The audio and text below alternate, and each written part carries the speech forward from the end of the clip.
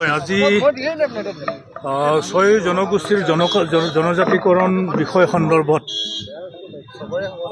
অসম চৰকাৰৰ যি মন্ত্ৰীগোট সেই মন্ত্ৰীগোটৰ সৈতে জনজাতি সংগঠনসমূহৰ সমন্বয়ৰক্ষী সমিতি অসমৰ এক বৈঠক অনুষ্ঠিত হয়। আজিৰ বৈঠকত মন্ত্ৰীগোটৰ অধ্যক্ষ শিক্ষামন্ত্ৰী ডক্টৰ ৰণোজ পেগু ডাঙৰীয়া আৰু এডিশ্যনেল চিফ ছেক্ৰেটাৰী সুইটি চাংচন আছিল। আৰু বিশেষ কাৰণত ইয়াতে কেশৱ মহন্ত থাকিব নোৱাৰিলে CM প্ৰগ্ৰেম কলিয়াবৰত, আৰু পীযুষ হাজৰিকা দিল্লীত কিবা কামত থকাৰ কাৰণে আজি সভাত থাকিব নোৱাৰিলে। তো অধ্যক্ষ ডাঙৰীয়াৰ সৈতেই আমি আলোচনাত মিলিত হ'লোঁ আৰু আলোচনা দীঘলীয়া সময় চলিল,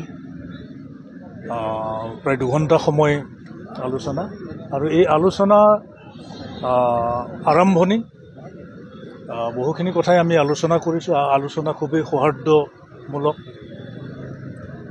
আৰু আমি কিছু সময়ো লৈছোঁ, কাৰণ এই যিহেতু বিষয়টো স্পৰ্শকাতৰ আৰু বিষয়টো বিশেষকৈ মন্ত্ৰীগোটৰ যিটো প্ৰতিবেদন, এই প্ৰতিবেদনটোৰ বিষয়ত অধ্যক্ষ ডাঙৰীয়াই বহুখিনি কথা আজি বৰ্ণনা কৰিলে।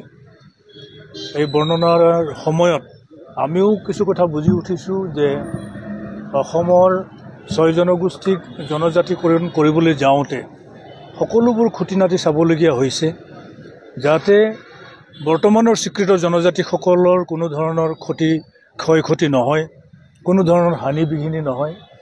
আৰু এই বিষয়টো আমি কেইটামান পইণ্ট আমাৰ ফালৰ পৰা আমি উত্থাপন কৰিছোঁ।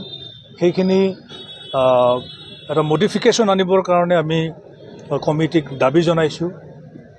আৰু পৰৱৰ্তী সময়ত আমি মুখ্যমন্ত্ৰী পৰ্যায়তো এটা আলোচনা বিচাৰিছোঁ।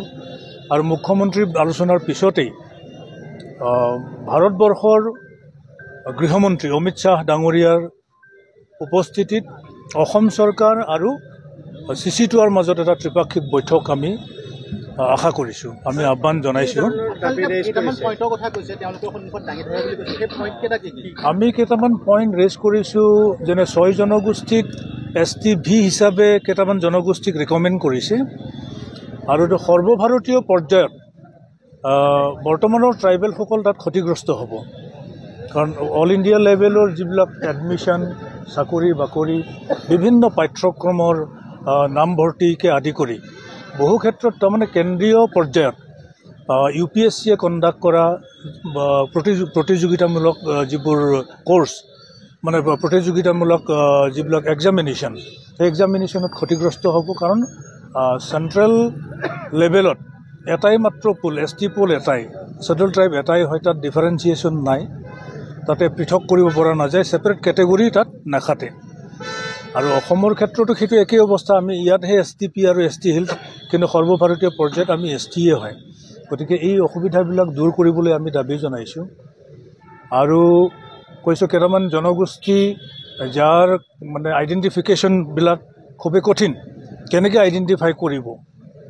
ধৰক কোনোবা এটা জনগোষ্ঠীয়ে গোহাঁই লিখে বা হেৰি লিখে, গগৈ লিখে, আৰু আন এটা জনগোষ্ঠীও সেই একেটা উপাধিকে ব্যৱহাৰ কৰে, বৰা, বৰুৱা, শইকীয়া, হাজৰিকা এনেকুৱা।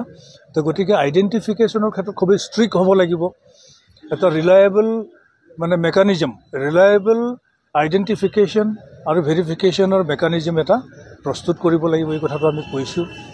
আৰু ইতিমধ্যে চেপ্টাৰ 5ত বহুখিনি কথা উল্লেখ আছে, য'ত নেকি অসমৰ 6 জনগোষ্ঠীক যদি ST হিচাপে ৰিকগনিশ্যন কৰে, তেতিয়াহ'লে নিশ্চিতভাৱে বৰ্তমানৰ ট্ৰাইবেলৰ বহু ক্ষয় ক্ষতি হ'ব।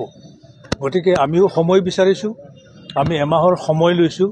এমাহৰ পিছত আমি পুনৰ এটা ফাইনেল ছাজেশ্যন, এটা চূড়ান্ত ৰূপত আমাৰ ছাজেশ্যনখিনি আমি প্ৰদান কৰিম মন্ত্ৰীগোটৰ লগত। এইটো প্ৰথমলানি আলোচনা, দ্বিতীয়লানি আলোচনা হ'ব।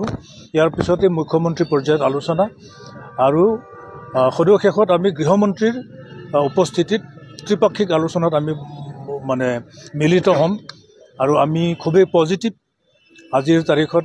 CC2 আমি খুব ভাল মনেৰে আমি বহিছোঁ, সকলোৰে সমস্যা সমাধান হ'ব লাগে, কিন্তু লক্ষ্য কৰিব লাগিব চৰকাৰে, মন্ত্ৰীগোটে লক্ষ্য কৰিব লাগিব যাতে ভূমিপুত্ৰ এবৰিজিনেল ট্ৰাইবেলসকলৰ যাতে কোনো ধৰণৰ ক্ষতি নহয় আৰু ক্ষতি